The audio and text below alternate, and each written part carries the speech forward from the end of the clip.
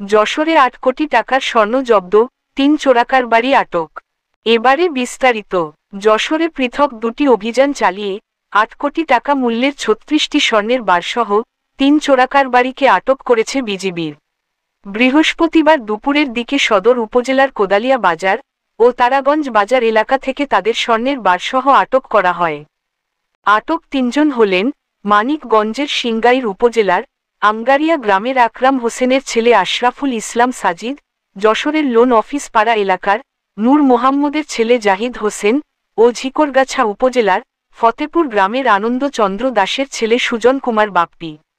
বিজিবির জানায়, গোপন সংবাদে তারা জানতে পারেন ঢাকার মানিকগঞ্জ ও যাত্রাবাড়ি এলাকা থেকে স্বর্ণের বড় একটি চালান যশোর ও চুকনগর এলাকা দিয়ে ভারতে পাচার হবে। এমন সংবাদে বিজিবির একটি দল ওই এলাকায় গোপনে অবস্থান নেয়।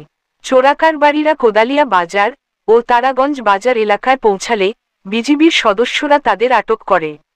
পরে তাদের দেহ তল্লাশি করে মানিব্যাগে ও কোমরে বিশেষভাবে লুকায়িত অবস্থায় ৩৬টি স্বর্ণের বার উদ্ধার করে।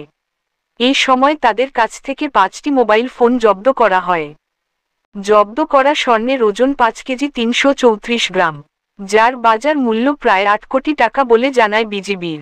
যশোর ৪৯ বিজিবির ব্যাটালিয়নের commanding officer lieutenant colonel Saifullah Siddiqui জানান, আটককৃতদের বিরুদ্ধে মামলা দিয়ে যশোর কোতোয়ালি মডেল থানায় সোপর্দ করা হয়েছে। জব্দ করা স্বর্ণের বারগুলো সরকারি কোষাগারে জমা দেওয়া হবে।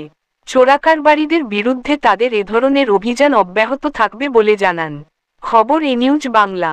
এ ধরনের আরও খবর জানতে চোখ রাখুন আমাদের এনিউজ বাংলার ফেসবুক পেজ ও ইউটিউব চ্যানেলে।